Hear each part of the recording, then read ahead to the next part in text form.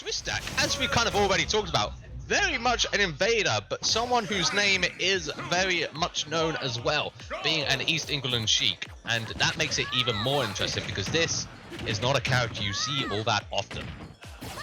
Swistak is he definitely knows his Sheik. That's one of the things. Well, he's played him for so long. Of course, he's gonna know his Sheik. Absolutely, yeah. I mean, this is what makes things so scary because very much a large part of this game is knowing the matchups. You know, obviously, yes, you want to master your character, know you inside out.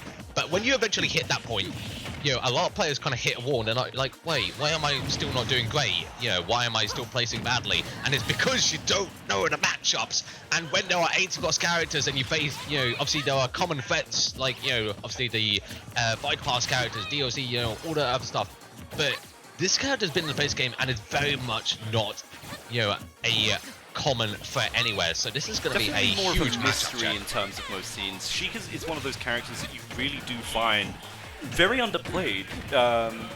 You know, look at any major tournaments, you'll find maybe 3 or 4 Sheiks. It's not definitely not a common pick. It's definitely not a common pick. Exactly that, because you know, and obviously Sheik, a character as well. Very interesting in his playstyle in that you are just going to be caught in a blender if you let it happen, but she is a very light girl. She does not, you know, hit very hard, but her advantage state is very much ridiculous. So already you can see Rozza, after that first dog, just slowing things right down, playing a bit more of his game. But as soon as Swistak can get going, that is where it's going to be a bit of a scarier position. Both players are swinging very calmly right now. Again, Rozza, you can see him very aerial. He's very much not playing into Sheik's range. But Swistak just finding those small little hits. And of course, over time, that will pull up a big time. Rozza still on a hunt. Yeah, but starting to pile up this damage. Swistak going very low. Yo-Yo at the ledge from Rozza. Still not going to carry anything. PK Fire catching right on the ledge there. Not a thing Ness is unknown for, but, you know, PK Fire at ledge is definitely, I guess, oh god, that up smash. Yeah, I've already forgotten what I was going to say. I was going to say, PK Fire at ledge is definitely one of those tougher things to counter if it does hit. And especially right there, as you can see, leading into the down smash, it's just absolutely wonderful. Yeah, it's so vicious because, you know, we talk so much about, you know, Sheik's advantage state and Rozza, no! Okay, I respect actually. He understood he was dying, so he said, you know what, I'm not making it back, so instead I'll just smack you with this PK Thunder instead. I'm not using it myself. And actually, fair play, because if you already know you're dying, and this, you know, certainly is not from that slow down, then yeah, just download a little bit of damage. You know, just a cute little bit.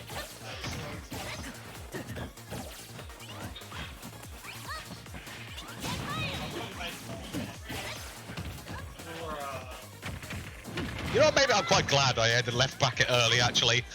Feel like I dodged a bit of a bullet. So, anyway, no, back to the match, though. And again, this is being kept very close, actually. Rozza taking a bit of a lead here, but this is certainly can go one way or another. But no, it's going to be a yo-yo. A try and test a move as classic as they come. Taking that game away. Rozza going 1-0 up. So here we go then. So game 2, back to small battlefield we go. That just seems to be the stage of choice at this local, I swear to God. It's just a reskin PS2, I don't... It's just, yeah, I mean, it's just literally a PS2 but smaller. And honestly, that benefits all the characters. Having a smaller stage, and certainly, well, I mean... all the characters are already good on PS2, just better on small battlefield. Exactly. Might as well. Yeah, honestly, I mean, PS2's always been long considered the most neutral stage in the game, but now when small battlefield comes along, you know, it says, oh, well, I've got the same layout, but I'm much smaller. And a lot of characters say, oh, hey, that's nice, I quite like that. So, you know, obviously being a very common choice. Meanwhile, you know, again, Rozza doing so much of a better job in this game compared to the first game, where he's just escaping all of these combos. We started to see it in the later stocks, but, you know, compared to the first one of the first game, Rozza doing so much better just playing outside of Sheik's range, which is such an important factor in this game, in the set even. PK Flash kind of a little bit of an odd choice there. Normally as Ness, you probably want to maybe go for an up air, try and get a catch, maybe keep them up there, but PK Flash definitely a new option I've seen for an anti-air, for sure.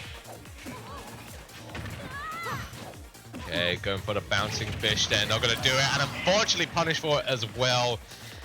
Swistak going down a stock. Rozza still sitting pretty healthily at 90%, but again, you know, even at this sort of percentage, it can be a little bit dangerous. But what's concerning for either side, I believe that not many of Sheik's moves are going to be killing just yet. Certainly none of her kind of aerial moves, you know, have to be something like the bounce fish or the side B that will have to do it. You see him going for the back post, going for the back as well. Side B coming out, but not going to find its target yet. Swistak still just on the hunt for it. This is where Rozza gets started, going for the down air, which is a very, very safe as well if you hit it on the very side of the shield. So going to, you know, walk away from that one pretty unscathed.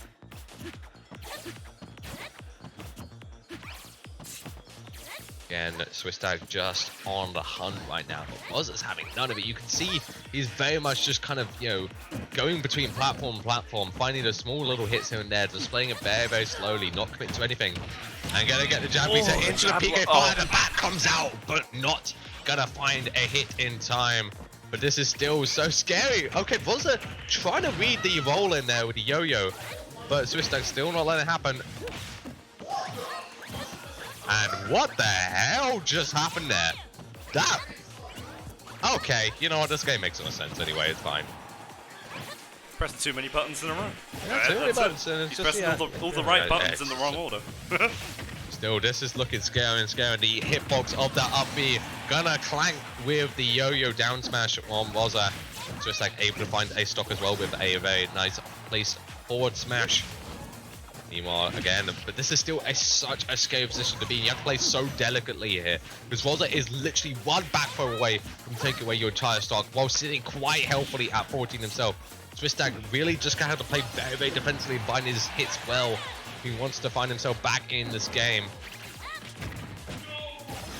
Trying to go for the dash attack again, but again, it's not got a confirmed follow-up. Gonna get the shield up in time. And this is where it begins. Goes for the down air, but it clanks with the first hit of the up air. Again, Swistak just really struggling to find anything, and then finally the forward air hits. This is such a tough position to be in when you're playing against someone like Ness. You know that you cannot shield, you know, easily, but you know you still have to try and find your hits somewhere. Okay, there we go. We wondered when it might happen, but yeah, that side B. Very, very good against Ness, who has a very delayed recovery.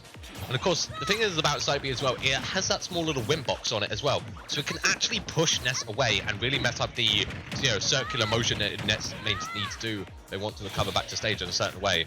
So I'd assume it would pull Ness away from his up B recovery. No, okay. You see many characters being able to do with, you know, offstage win boxes, but it is definitely a sad sight to see. I'm not normally the biggest fan of Ness, but it is always... Oh no, Ness is a war crime. Absolute war crime. Literally hatred in him put in a psychic small child. Regardless, that's all it's gonna be. Swistak just taking that entire sequence, really just evening up things, and then taking the stock as well. We're going to a game 3. It was looking so good for Rozza in that first.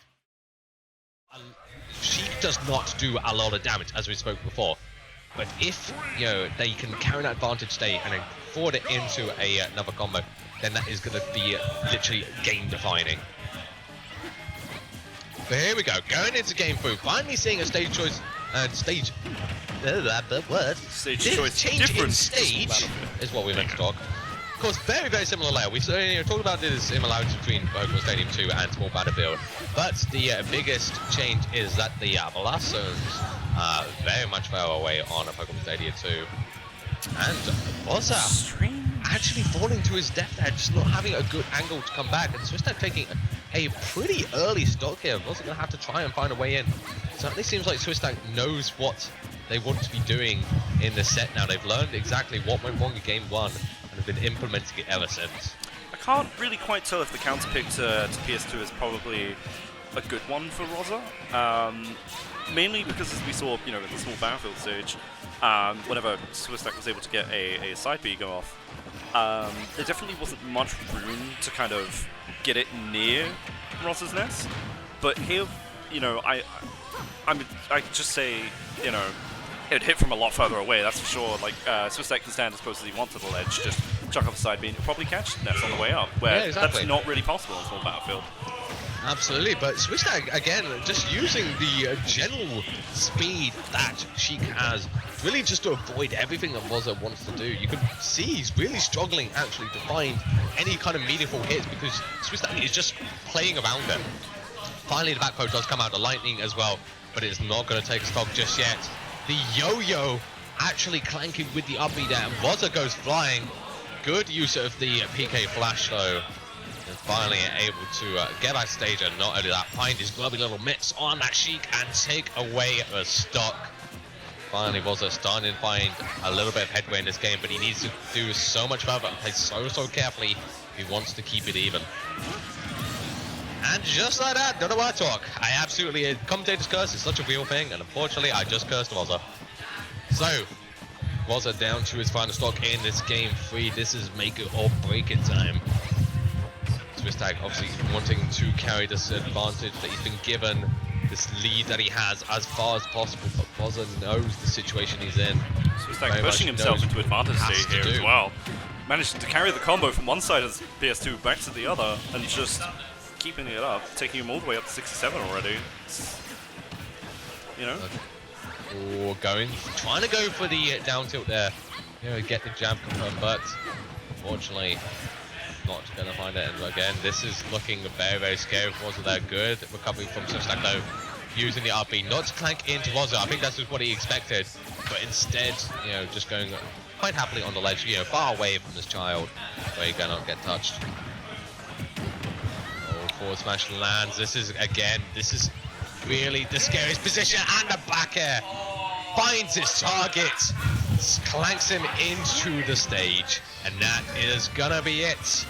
Rozza going down 2-1 against Swistak there, who will find himself in a winners finals where he now face our MK champion.